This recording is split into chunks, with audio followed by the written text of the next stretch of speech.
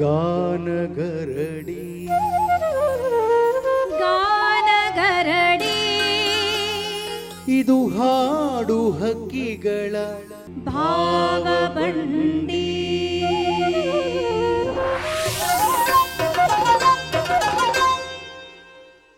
ದೂರದರ್ಶನ ಚಂದನ ವಾಹಿನಿಯ ಪ್ರಿಯ ವೀಕ್ಷಕರಿಗೆ ಕಡಬಗೆರೆ ಮುನಿರಾಜು ಮಾಡುವ ನಮಸ್ಕಾರ. ಗಾನಗರಡಿ ಇದು ಹಾಡು ಹಕ್ಕಿಗಳ ಭಾವಬಂಡಿ ಕಾರ್ಯಕ್ರಮಕ್ಕೆ ತಮ್ಮೆಲ್ಲರಿಗೂ ಆತ್ಮೀಯವಾದ ಸ್ವಾಗತ ಸುಸ್ವಾಗತ. ಬನ್ನಿ ವೀಕ್ಷಕರೇ, ಇವತ್ತಿನ ಈ ಸಂಚಿಕೆಯಲ್ಲಿ ಮತ್ತಷ್ಟು ಜನಪದ ಮತ್ತು ಜನಪದ ಶೈಲಿಯ ಮತ್ತು ಭಾವಗೀತೆಗಳನ್ನು ನಿಮ್ಮ ಮುಂದೆ ಪ್ರಸ್ತುತಪಡಿಸ್ತಾ ಇದ್ದೀವಿ. ಹಾಡೋದಕ್ಕೆ ಬಂದಿರೋರು ಯಾರು ಗೊತ್ತೇ? ನಮ್ಮ ಸಿಂಚನ್ ದೀಕ್ಷಿತ್ ಅವರು. ಬನ್ನಿ ಅವರಿಗೆ ಸ್ವಾಗತವನ್ನು ಕೋರೋಣ. ಮೊದಲಿಗೆ ಸಿಂಚನ್ ದೀಕ್ಷಿತ್ ಅವರೇ, ನಿಮಗೆ ಆತ್ಮೀಯವಾದ ಸ್ವಾಗತ. ನಮಸ್ಕಾರ sir, thank you so much. ಗಾನಗರಡಿಗೂ ನಿಮಗೆ ವಿಶೇಷವಾದ ಅವಿನಾಭಾವ ಸಂಬಂಧ, ಬೇರೆ ಥರದ ಸಂಬಂಧ ಅಂದರೆ ಇದರಲ್ಲಿ ಇಷ್ಟು ಕಡೆ ಹಾಡ್ತೀವಿ. ನಾನು ಯಾವಾಗಲೂ ಹೇಳ್ತೀನಿ, ಇದರಲ್ಲಿ ಹಾಡಬೇಕಾದ್ರೆ ಒಂದು ಜವಾಬ್ದಾರಿ ಇರುತ್ತೆ. ಇದೆಲ್ಲ ಒಂದು ಲಕ್ಕಿ ಸಂಗತಿ ಅಂತಲೇ ಹೇಳ್ಬೋದು. ಯಾಕಂದರೆ ನಮಗೆ ಈ ಥರದ ಹಾಡುಗಳನ್ನು ಹಾಡೋಕ್ಕೆ ಅವಕಾಶ ಸಿಗ್ತಾ ಇದೆ. ಆ್ಯಂಡ್ ಸರ್ ನನಗೆ ಒಳ್ಳೆ ಒಳ್ಳೆ ಹಾಡುಗಳನ್ನು ಸಜೆಸ್ಟ್ ಮಾಡ್ತಾರೆ. ಆ್ಯಂಡ್ ಅದನ್ನು ಕಲ್ತು ಹಾಡುವಂಥ ಒಂದು ಹುಮ್ಮಸ್ ನನಗೂ ಇದೆ. ಒಳ್ಳೆ ಒಳ್ಳೆ ಹಾಡು ಸಜೆಸ್ಟ್ ಮಾಡುವಂಥ ಒಳ್ಳೆಯ ಗುಣ ನಿಮ್ಮಲ್ಲಿದೆ ಸರ್. ಯಾಕಂದರೆ ಇಟ್ಸ್ ವೆರಿ ಡಿಫಿಕಲ್ಟ್ ಈಗಿನ ಕಾಲದಲ್ಲಿ. ನಾನು ಅವಳಿಗೆ ಹಾಡು ಕೊಟ್ಬಿಟ್ರೆ, ಅವಳು ಅದನ್ನು ಹಾಡಿಬಿಟ್ರೆ, ಈ ಥರದ್ದೆಲ್ಲ ಇರುತ್ತೆ. ಬಟ್ ಈ ಕಾರ್ಯಕ್ರಮದಲ್ಲಿ ನನಗೇನು ತುಂಬ ಇಷ್ಟ ಅಂದರೆ, ಏನು ಕಲ್ಮಶವಿಲ್ಲದೆ ಜನಪದ ಆಗಲಿ ಅಥವಾ ನಮ್ಮ ಒಂದು ಕನ್ನಡದ ಒಂದು ಕಂಪೇನಿದೆ ಹಾಡಿನ ಅದನ್ನು ಪರಿಪೂರ್ಣವಾಗಿ ಜನಕ್ಕೆ ಏನು ಕಲ್ಮಶವಿಲ್ಲದೆ ತಲುಪಿಸೋ ಅಂತ ಕೆಲಸ ನೀವು ಮಾಡ್ತಾ ಇದ್ದೀರಿ. ಸೊ ತುಂಬ ಖುಷಿಯಾಗುತ್ತೆ that I am part of it ಅಂತ. ನಾವು ಕೃತಜ್ಞತೆಯನ್ನು ಹೇಳಬೇಕಾಗಿರೋದು ದೂರದರ್ಶನದ ಸಿಬ್ಬಂದಿಗೆ ಮತ್ತು ದೂರದರ್ಶನಕ್ಕೆ. ಅವರಿಗೆ ನಾವು ಅನಂತ ಧನ್ಯವಾದಗಳನ್ನು ಹೇಳಬೇಕು. ನನ್ನ ಮನಸ್ಸಿನ ಭಾವನೆಗಳೇನೆಂದರೆ, ಈ ನಾಡಿನ ಜನಪದ ಸಾಹಿತ್ಯ ಇದೆಯಲ್ಲ ಮತ್ತು ಜನಪದ ಬಹುತೇಕ ಜನಪದ ಶೈಲಿಯ ಭಾವಗೀತೆಗಳಿದೆಯಲ್ಲ, ಇದು ನಮ್ಮ ಜನರ ಮನಸ್ಸಿನಲ್ಲಿ ಮುಟ್ಟಬೇಕು. ಯಾಕೆ ಅಂತಂದರೆ ಇದು ನಮ್ಮ ಸಂಸ್ಕೃತಿ, ಇದು ನಮ್ಮ ನೇಟಿವಿಟಿ, ಇದು ನಮ್ಮ ದೇಸೀಯತೆ. ನನಗೆ ಈ ಕಾರ್ಯಕ್ರಮದಲ್ಲಿ ಸ್ವಾರ್ಥ ಇಲ್ಲ. ಯಾಕಿಲ್ಲ ಅಂತಂದರೆ, ನಾನು ಎಷ್ಟೋ ಜನ ಕಲಾವಿದರಿಗೆ ಹೇಳ್ತೀನಿ, ಜನಪದ ಹಾಡುಗಳು ಬೇಕಾ, ಸಾವಿರಾರು ಹಾಡುಗಳಿದೆ, ಅದನ್ನು ಹಾಡಲಿ ಅನ್ನೋ ಉದ್ದೇಶ ಅಷ್ಟೇ. ಕಲಾವಿದರಿಗೆ ಕೊರತೆ ಇಲ್ಲ. ಕನ್ನಡ ನಾಡು ಬಂಜೆ ಅಲ್ಲ. ಜನಪದ ಕಲಾವಿದರು, ಸಂಗೀತಗಾರರು ತುಂಬಿ ತುಳ್ಕೊಡುವಂಥ ಈ ನಾಡಿನಲ್ಲಿ ನಿಮ್ಮಂಥವ್ರು ಬಂದು ಹಾಡ್ತಾ ಇದ್ರಿ. ನಮಗೆ ತುಂಬ ಖುಷಿಯಾಗುತ್ತೆ. ಯಾವ ಹಾಡನ್ನು ಹಾಡ್ತೀರಿ ನಮಗೋಸ್ಕರ ಇವತ್ತು? ನೀವೇ ಒಂದು ಹಾಡನ್ನು ನನಗೆ ಸಜೆಸ್ಟ್ ಮಾಡಿದ್ರಿ, ಬಾಗಿ ಬಾಗಿ ಬಂಗಾರ ತೂಗಿ ಅಂತ. ಜೋಗುಳ ಪದವನ್ನು ಹಾಡ್ತೀರಾ? ಸೊ ಜೋಗುಳ ಪದ ಅಂದರೆ ನಮಗೆ ಕೃಷ್ಣನೇ ನೆನಪಾಗೋದು. ಸೊ ಕೃಷ್ಣದ ಹಾಡಿನಿಂದ ಒಂದು ಕಾರ್ಯಕ್ರಮನ ಶುರು ಮಾಡೋಣ. ಕೃಷ್ಣ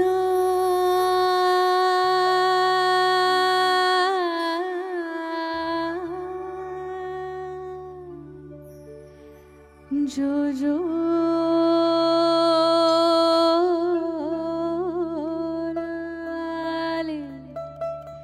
ಕೃಷ್ಣ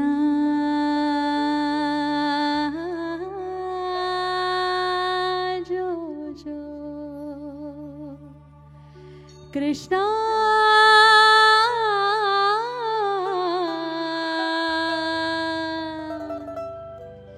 ಜೋ ಜೋ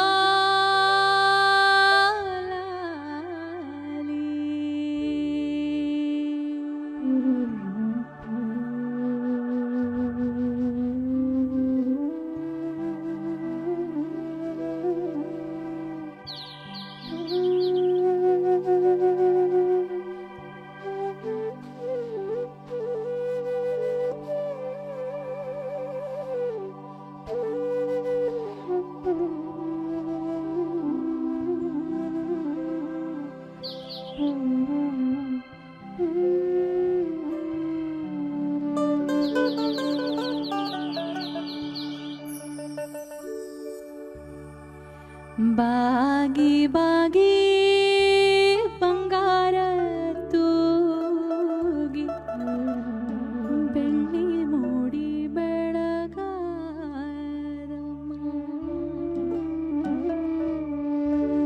ಬಾಗಿ ಬಾಗಿ ಬಂಗಾರ ತೂಗಿ ಬೆಳ್ಳಿ ಮೂಡಿ ಬೆಳಗಾದವಮ್ಮ. ಗೋಕುಲದೊಳಗೆ ಸಂಭ್ರಮವೆನ್ನಿದೆ ನಂದನ ಕಂದ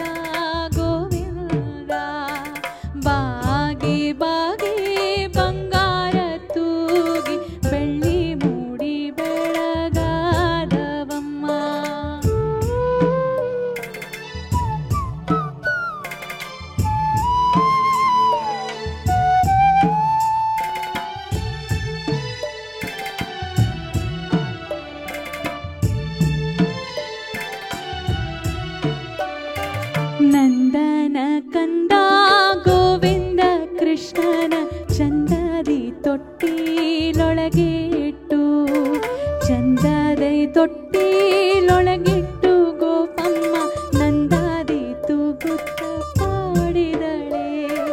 ಬಾಗಿ ಬಾಗಿ ಬಂಗಾರ ತೂಗಿ ಬೆಳ್ಳಿ ಮೂಡಿ ಬೆಳಗಾದವಮ್ಮ.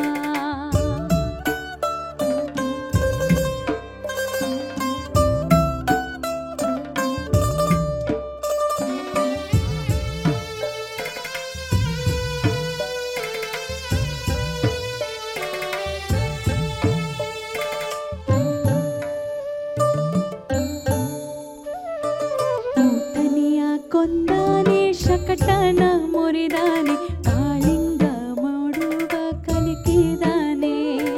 ಕಾಳಿಂಗ ಮಾಡುವ ಕಲಕಿದ ಶ್ರೀಕೃಷ್ಣ ರಕ್ಕಸರೆಲ್ಲದ ಮಡುವಿದನೆ. ಬಾಗಿ ಬಾಗಿ ಬಂಗಾರ ತೂಗಿ ಬೆಳ್ಳಿ ಮೂಡಿ ಬೆಳಗಾದವಮ್ಮ.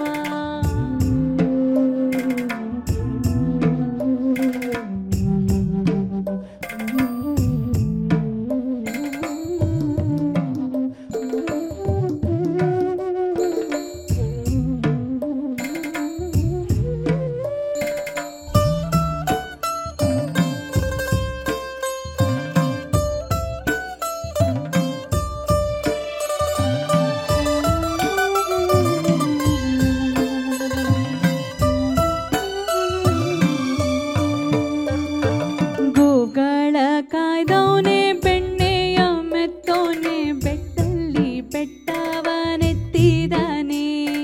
ಬೆಟ್ಟಲ್ಲಿ ಬೆಟ್ಟವನೆತ್ತಿದ ಶ್ರೀಕೃಷ್ಣ ಗೋಪ್ಯಾರ ಸೀರೆ ಕದ್ದೊಯ್ದಾನೆ.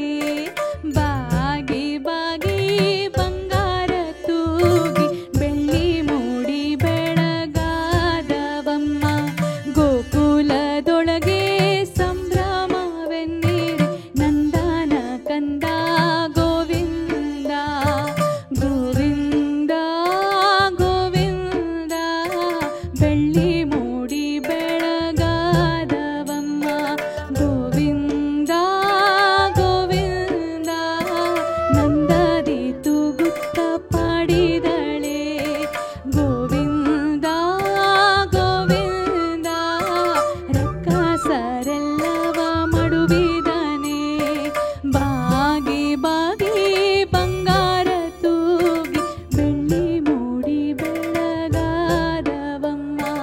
ಬೆಳ್ಳಿ ಮೂಡಿ ಬೆಳಗಾದವಮ್ಮ. ಬೆಳ್ಳಿ ಮೂಡಿ ಬೆಳಗಾದವಮ್ಮ. ನೋಡಿದ್ರಲ್ಲ, ಕೇಳಿದ್ರಲ್ಲ ಈ ಅಪ್ಪಟ ಜೋಗುಳ ಪದವನ್ನ. ತಾಯಿ ತನ್ನ ಮಗುವನ್ನ ತೊಟ್ಲಲ್ಲಿ ಕೃಷ್ಣನಿಗೆ ಹೋಲಿಕೆ ಮಾಡಿ ಹಾಡ್ತಾಳೆ. ನನಗೆ ಈ ಹಾಡನ್ನು ಕೇಳಿದಾಗ ಒಂದು ಸಣ್ಣದೊಂದು ಕತೆ ನೆನಪಾಯಿತು. ತನ್ನ ಮಗು ಬಗ್ಗೆ ತಾಯಿಗೆ ಎಷ್ಟೊಂದು ಅಕ್ಕರೆ ಪ್ರೀತಿ ಇರುತ್ತೆ ಅಂತ ಅಂದರೆ, ಅಕ್ಬರ್ ಒಂದ್ಸರಿ ಬೀರ್ಬಲ್ ಆಸ್ಥಾನದಲ್ಲೆಲ್ಲ ಇದ್ದಾಗ, ನನ್ನ ಮಗನೇ ತುಂಬ ಚೆನ್ನಾಗಿರೋದು, ನನ್ನ ಮಗನೇ ಅದ್ಭುತ, ಪ್ರಪಂಚದಲ್ಲಿ ಯಾವುದಾದ್ರೂ ಸುಂದರವಾದ ಮಗು ಇದೆ ಅಂದರೆ ನನ್ನ ಮಗುನೇ ಅಲ್ವಾ. ರಾಜ ಎಲ್ಲರೂ ಒಪ್ಕೊಳ್ಳೇಬೇಕು, ಆಸ್ಥಾನದಲ್ಲಿದ್ದವರೆಲ್ಲ ಒಪ್ಕೊಳ್ಳೇಬೇಕು. ಆದರೆ ಬೀರ್ಬಲ ಒಪ್ಪಲ್ಲ. ಇಲ್ಲ ಮಹಾಸ್ವಾಮಿ, ನಿಮ್ಮ ಮಗುನೇ ಚೆನ್ನಾಗಿದೆ ಅಂತ ನಾನು ಒಪ್ಪಲ್ಲ, ಬೇರೆ ಮಕ್ಕಳು ಚೆನ್ನಾಗಿರ್ತವೆ. ಇನ್ನು 3 ದಿನದಲ್ಲಿ ನೀನೇನಾದರೂ ಬೇರೆ ಮಗು ಚೆನ್ನಾಗಿರೋ ಮಗುನ ತೋರಿಸಿಲ್ಲ ಅಂದರೆ ನಿನಗೆ ಮರಣದಂಡನೆ ಕೊಡ್ತೀನಿ ಅಲ್ವಾ. ಹೇಳಿ ಕೇಳಿ ಚಕ್ರವರ್ತಿ ಅವನು. ಈಗ ಎದುರಬೇಕಲ್ವಾ. ಈಗ ಎಲ್ಲರೂ ಒಪ್ಕೊಂಡ್ಬಿಡ್ತಾರೆ, ಹೌದು ಮಹಾಸ್ವಾಮಿ ನಿಮ್ಮ ಮಗನೇ ತುಂಬ ಚೆನ್ನಾಗಿರೋದು ಅಂತೇಳಿ. 3 ದಿನ ಇವನು ಬನ್ನಿ ಕರ್ಕೊಂಡು ಹೋಗ್ತೀನಿ ಅಂತ ಜೊತೆಲಿ ಕರ್ಕೊಂಡು ಹೋಗ್ತಾನೆ. ಹೋಗ್ತಾ ಹೋಗ್ತಾ ಹೋಗ್ತಾ ಒಂದು ಸಣ್ಣದೊಂದು ಹಳ್ಳಿ ಪ್ರದೇಶ ಸಿಗುತ್ತೆ. ಆ ಪ್ರದೇಶದಲ್ಲಿ ಒಬ್ಬ ಹೆಣ್ಣು ಮಗಳು ತಾಯಿ ಕೆಲಸ ಮಾಡ್ತಾ, ಏನೋ ಪಾಪ ಮೈ ಮೇಲೆಲ್ಲ ಕೆಸರು ಅದೆಲ್ಲ ಹಾಕೊಂಡು ಕೆಲಸ ಮಾಡ್ತಾ ಇರುತ್ತೆ. ಆ ಪಕ್ಕದಲ್ಲೇ ಒಂದು ಕೆಸರು ಗುಂಡಿನಲ್ಲಿ ಒಂದು ಮಗು ಆಟ ಆಡ್ತಿರ್ತದೆ. ಅದು ಅಷ್ಟಾವಂಕ ಮಗು. ಅಷ್ಟಾವಂಕ ಅಂತಂದ್ರೆ ಕಣ್ಣು ಮೂಗಲೆಲ್ಲ ಸೋರ್ತಾ ಇದೆ, ಬೆನ್ನು ಬಾಗಿದೆ, ಕೈ ಒಂದ್ ಕಡೆ ಇದೆ, ಕಾಲೊಂದ್ ಕಡೆ ಇದೆ. ಅದು ನೋಡಿದ್ರೆ ಯಾರು ಎತ್ಕೊಂಡು ಮುದ್ದಾಡ್ಬೇಕು ಅಂತ ಅನ್ಸೋದಿಲ್ಲ. ಆ ತಾಯಿ ಎತ್ಕೊಂಡು, ಅಯ್ಯೋ ನನ್ನ ಚಿನ್ನ, ನನ್ನ ಬಂಗಾರ, ನನ್ನ ಮುದ್ದು, ನನ್ನ ಅಪ್ಪ, ನಿನ್ನಷ್ಟು ಪ್ರಪಂಚದಲ್ಲಿ ನಿನಗಿಂತ ಯಾರೂ ಸುಂದರವಾಗಿಲ್ಲಪ್ಪ ಮಗು ಅಂತ ಮುತ್ತಿಕ್ತಿರ್ತಾಳೆ ತಾಯಿ. ನೋಡಿದ್ರ ಮಹಾಪ್ರಭು, ಪ್ರಪಂಚದಲ್ಲಿ ನಿನಗಿಂತ ಸುಂದರವಾದ ಮಗು ಇಲ್ಲ ಅಂತ ಕೇಳಿದ್ರಲ್ಲ, ಇದು ನೋಡಿ ಸುಂದರವಾದ ಮಗು ಇದೆ. ಆಗ ಬುದ್ಧಿವಂತಿಕೆ. ಅವ್ರು ಹೇಳ್ತಾನೆ, ನಿನ್ನ ಮಾತು ನನಗೆ ಅರ್ಥ ಆಯ್ತು. ತಾಯಿಗೆ ತನ್ನ ಮಗುನೇ ಅತ್ಯಂತ ಪ್ರಪಂಚ ನೀವು ಹಂಗೆ ಹೇಳಿದ್ದು ನಿಮ್ಮ ಮಗುನೇ ಸುಂದರವಾಗಿರೋದು ಅಂತ ಹೇಳ್ಕೊಂಡ್ರಿ ಅವ್ರವ್ರ ಮಕ್ಕಳು ಅವ್ರವ್ರ ಮುದ್ದು. ಹಂಗಾಗಿ ಆ ಜೋಗುಳ ಪದ ಹಾಡ್ಬೇಕಾದ್ರೆ ಬಂಗಾರನ ತೂಗ್ತಾ ಇದೀನಿ ಅಂತ, ಅಷ್ಟಪ್ಪ ಬಂಗಾರ ಇದ್ದಿದ್ರೆ ಯಾಕಪ್ಪ ಮಾರ್ಕೊಂಬಿಡ ಅಲ್ವಾ? ಅದೇ ಹೋಲಿಕೆಗಳು ಚೆನ್ನಾಗಿರ್ತವೆ, ಜನಪದ ಹಾಡುಗಳು ಸೊಗಸಾಗಿ ಹಾಡಿದ್ರಿ ಕೂಡ. ಧನ್ಯವಾದಗಳು. ಯಾವ ಗೀತೆ ಮುಂದಿನ ಗೀತೆ ಕೇಳ್ಬೋದು ನಾವು? ಮುಂದಿನ ಗೀತೆ ಈಗ ಬಹಳ ಒಂದು ಟ್ರೆಂಡಿಂಗ್ ಅಲ್ಲಿದೆ ತುಂಬಾ. ಯಾಕಂದ್ರೆ ಈಗ ಐ ಥಿಂಕ್ ನನ್ಗನ್ನಿಸ್ತಾ ಇದೆ ನಮ್ಮ ಕನ್ನಡ ಚಿತ್ರರಂಗ ಮತ್ತೆ ಮತ್ತೆ ಒಂದು ರೂಟ್ಸಿಗೆ ಹೋಗ್ತಾ ಇದೆ. ನಮ್ಮ ಅದು ಪುನರಪಿ ಜನನಂ ಪುನರಪಿ ಮರಣಂ ಅನ್ನೋ ಒಂದು ಮಾತು, ಮತ್ತೆ ಚಕ್ರ ತಿರುಗ್ತಾ ಇರುತ್ತೆ, ಹೊಸದು ಬರ್ತಾ ಇರುತ್ತೆ, ಹಳೆದು ಹೋಗ್ತಾ ಇರುತ್ತೆ, ಪ್ರಯೋಗಗಳಾಗ್ತಾ ಇರ್ತದೆ, ಅದೆಲ್ಲ ಸಹಜ ಕಾಮ. ಸೊ ಅದಕ್ಕೆ ಈಗ ತತ್ವ ಪದಗಳನ್ನ ಹಾಡುವಂತ ಒಂದು ಶೈಲಿ ಶುರುವಾಗಿದೆ. ಇನ್ಫ್ಯಾಕ್ಟ್ ನಾವು ದೊಡ್ಡ ದೊಡ್ಡ ಕಾನ್ಸರ್ಟ್ ಅಲ್ಲೂ ಈಗ ತತ್ವ ಪದ ಹಾಡೋದೊಂದು ಫ್ಯಾಷನ್ನೇ ಆಗ್ತಾ ಇದೆ ಬರ್ತಾ ಬರ್ತಾ. ಸೊ ಮೂಕನಾಗಬೇಕು ಅನ್ನೋ ಒಂದು ಹಾಡನ್ನ ಈಗ ಇತ್ತೀಚೆಗೆ ಒಂದು ಸರಳ ಪ್ರೇಮ ಕಥೆಯಲ್ಲಿ ಕೂಡ ಬಳಸ್ಕೊಂಡ್ರು. ಸೊ ಈಗ ನೋಡಿ, ಮುಂಚೆನೂ ಈ ಹಾಡುಗಳಿದ್ವು, ಬಟ್ ಈಗ ನಮ್ಮ ಇನ್ಸ್ಟಾಗ್ರಾಮ್ ಫೇಸ್ಬುಕ್ ಎಲ್ಲ ಟ್ರೆಂಡ್ ಆದ ತಕ್ಷಣ ಆ ಹಳೆ ಹಾಡುಗಳು ಮತ್ತೆ ಟ್ರೆಂಡ್ ಬರುತ್ತೆ. ಸೊ ಅದಕ್ಕೆ ಆ ಹಾಡನ್ನ ಹೇಗೆ ಲಂಗದಾವಣಿ ಹೊಸ ಟ್ರೆಂಡ್ ಆಯ್ತಲ್ಲ, ಹಾಗೆ ಹಳೆ ಲಂಗದಾವಣಿ ಈಗ ಟ್ರೆಂಡ್ ಆಗ್ತಿದೆ ಅಷ್ಟೇ. ಓಲ್ಡ್ ವೈನಿನ ನ್ಯೂ ಬಾಟಲ್ ತರ ಇದು ಆಕ್ಚುಲಿ. ಸೊ ಅದಕ್ಕೆ ಆ ಹಾಡನ್ನ ಹಾಡ್ಬೇಕು ಅನ್ಕೊಂಡಿದ್ದೀನಿ.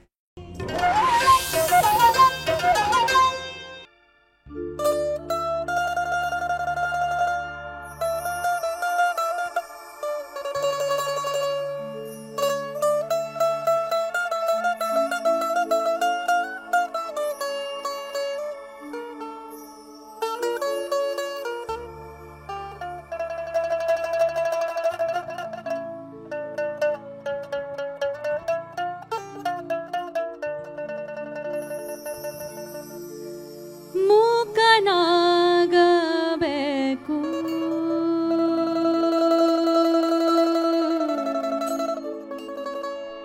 ಜಗದೊಳು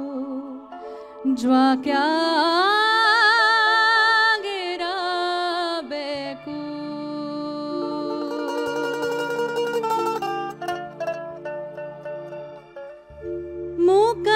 ಮೂಕನಾಗಬೇಕು ಜಗದೊಳು ಜ್ವಾಕ್ಯಾಗಿರಬೇಕು ಮೂಕನಾಗಬೇಕು ಜಗದೊಳು ಜ್ವಾಕ್ಯಾಗಿರಬೇಕು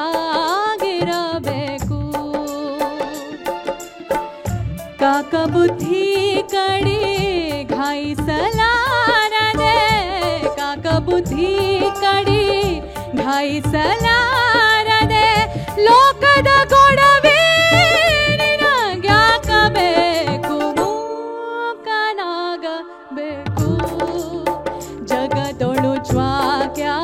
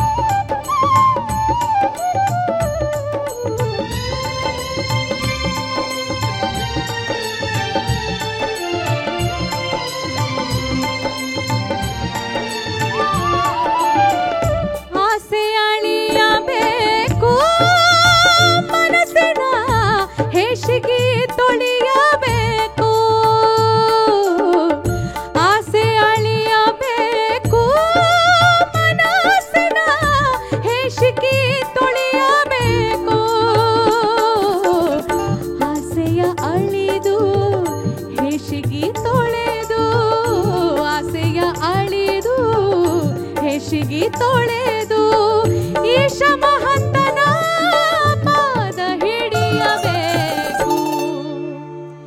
ಈಶ ಮಹಂತನ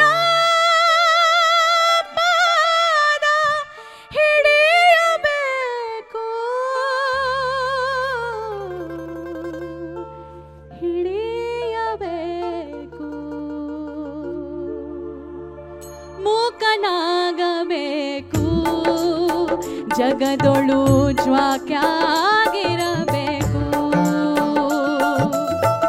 ಮೂಕನಾಗಬೇಕು, ಜಗದೊಳು ಜ್ವಾಕ್ಯಾಗಿರಬೇಕು. ಕಾಕಬುದ್ಧಿ ಕಡೆ ಘಾಯಿಸಲಾರದೆ, ಕಾಕಬುದ್ಧಿ ಕಡೆ ಘಾಯಿಸಲಾರದೆ, ಲೋಕದ ಗೊಡವೆ ನಿನಗ್ಯಾಕಬೇಕು. ಮೂಕನಾಗಬೇಕು, ಜಗದೊಳು ಜ್ವಾಕ್ಯಾಗಿರಬೇಕು. ಮೂಕನಾಗಬೇಕು, ಜಗದೊಳು ಜ್ವಾಕ್ಯಾಗಿರಬೇಕು. ಜಗದೊಳು ಜ್ವಾಕ್ಯಾಗಿರಬೇಕು. ಜಗದೊಳು ಜ್ವಾಕ್ಯಾಗಿರಬೇಕು.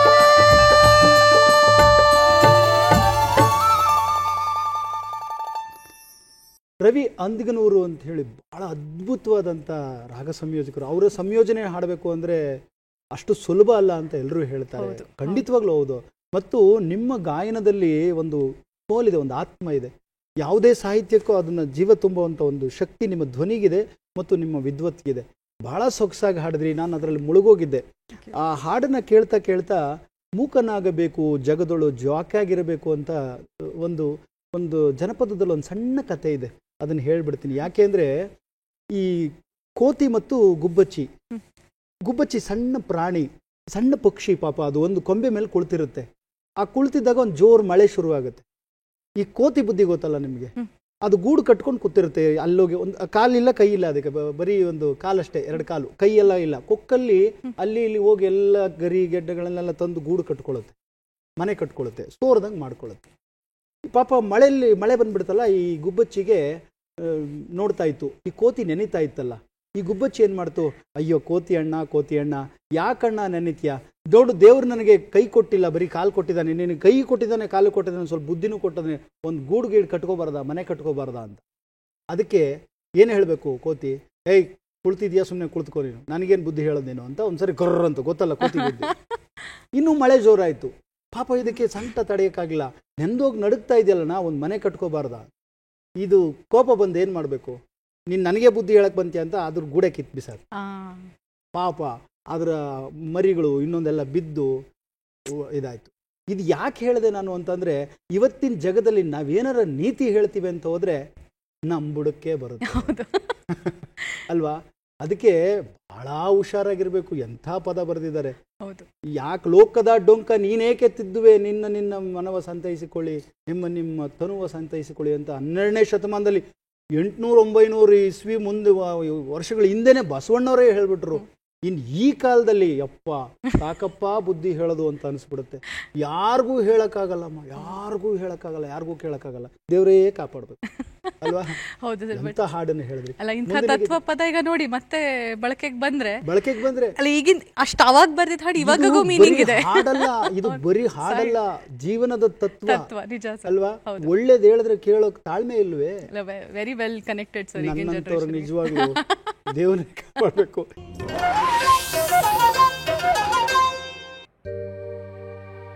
ಕತ್ತಲಲ್ಲಿ ಬೆತ್ತಲಾದ ಚಂದ್ರಮ, ಬಿತ್ತಿತ್ತಾರೆಗಳ ಬೆಳೆದ ಎಷ್ಟು ಸಂಭ್ರಮ. ಒಂದಕ್ಕೊಂದು ಮೋಡ ಕೂಡಿಕೊಂಡು, ಹೊಂದಿಕೊಳ್ಳದೆ ಜಗಳ ಆಡಿಕೊಂಡು, ಚಿಟ್ಟಪಟ ಮಳೆಗೆ ಸೂರ್ಯನ ಬೆಚ್ಚಿದ ಬೆಳಕಿನ ರಾಶಿಗೆ ಕೂದಲು ಬಾಚಿದ ಗುಡುಗೋ ಗದರಿದ ಸತ್ತಿಗೆ ಹೆದರದ ಮೋಡದ ಹಿಂದೆ ನೋಡದ ಮುದರದ ಮಿಂಚಿದ ಗಾಯ ಕ್ಷಣದಲ್ಲಿ ಮಾಯಾ. ಕತ್ತಲಲ್ಲಿ ಬೆತ್ತಲಾದ ಚಂದ್ರಮ, ಬಿತ್ತಿದ್ದಾರೆ ಕಳ್ಳ ಬೆಳೆದ ಎಷ್ಟು ಸಂಭ್ರಮ. ಕತ್ತಲಲ್ಲಿ ಬೆತ್ತಲಾದ ಚಂದ್ರಮ, ಬಿತ್ತಿದ್ದಾರೆ ಕಳ್ಳ ಬೆಳೆದ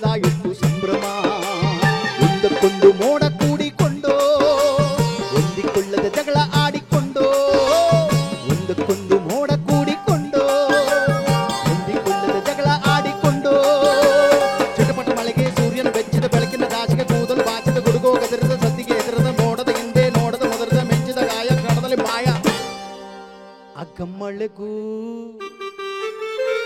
ಇತ್ತ ಬಿಸಿಲಿಗೂ ಅಗ್ಗ ಮಳೆಗೂ ಬಿಸಿಲಿಗೂ ಕದನ ಬಣ್ಣದ ಕಾಮನವಿಲ್ಲಿನ ಜನನ ಅಗ್ಗ ಮಳೆಗೂ ಬಿಸಿಲಿಗೂ ಕದನ ಬಣ್ಣದ ಕಾಮನವಿಲ್ಲಿನ ಜನನ ಹೇ ಆ ಹೇ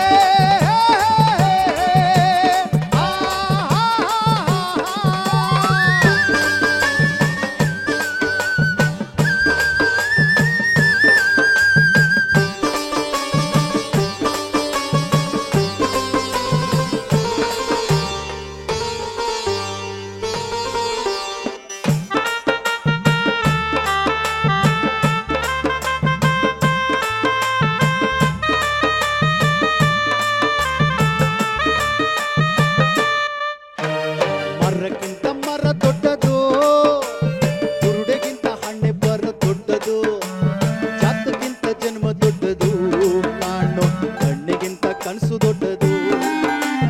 ಮರಕ್ಕಿಂತ ಮರ ದೊಡ್ಡದು, ಕುರುಡೆಗಿಂತ ಹಣ್ಣೆ ಬರ ದೊಡ್ಡದು, ಜಾತಕ್ಕಿಂತ ಜನ್ಮ ದೊಡ್ಡದು, ಕಾಣೋ ಕಣ್ಣಿಗಿಂತ ಕನಸು ದೊಡ್ಡದು.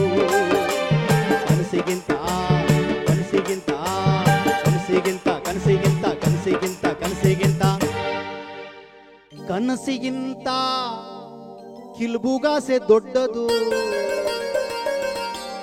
ಕಾಸಿಲ್ದಿದ್ರೆ ದೇವ್ರಾಣೆ ಕನ್ಸಲ್ ಕೂಡ ಕನ್ಸು ಬೀಳಲ್ಲ. ಆಗ ಕನಸಿಗೂ ಇತ್ತ ಮನಸ್ಸಿಗೂ ಅತ್ತ ಕನಸಿಗೂ ಮನಸ್ಸಿಗೂ ಕದನ ನೆರವೇರದ ಆಸೆಯ ಮರಣ. ಅತ್ತ ಕನಸಿಗೂ ಮನಸ್ಸಿಗೂ ಕದನ ನೆರವೇರದ ಆಸೆಯ ಮರಣ.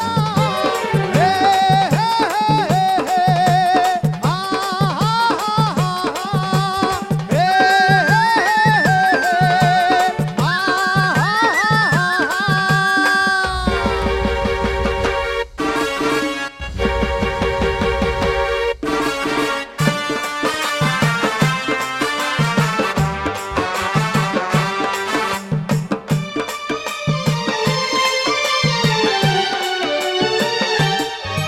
ಈ ಪ್ರಪಂಚನೆಲ್ಲ ಆಳು ಭಗವಂತ ಬಲ್ಲ. ಅಂಬೆಗಾಲಿಡೋ ಮನ್ಸ ತುಂಬ ಪಡಬಾರದು, ತುಂಬ ಪಡಬಾರದು.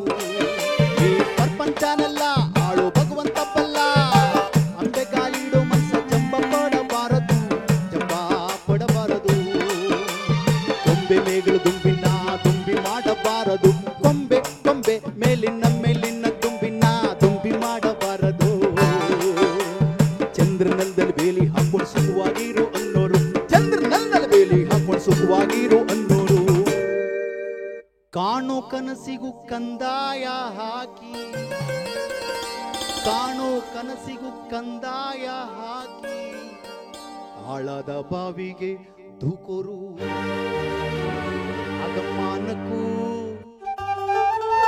ಇತ್ತ ಪ್ರಾಣಕ್ಕೂ ಅಗಮಾನಕ್ಕೂ ಪ್ರಾಣಕ್ಕೂ ಕದನ ಕಾಯುವ ತೂಗೆ ಕರೆಯಿರಿ ಶಿವನ. ಅಗಮಾನಕ್ಕೂ ಪ್ರಾಣಕ್ಕೂ ಕದನ ಕಾಯುವ ತೂಗೆ ಕರೆಯಿರಿ ಶಿವನ. ಹೇ ಆ ಹೇ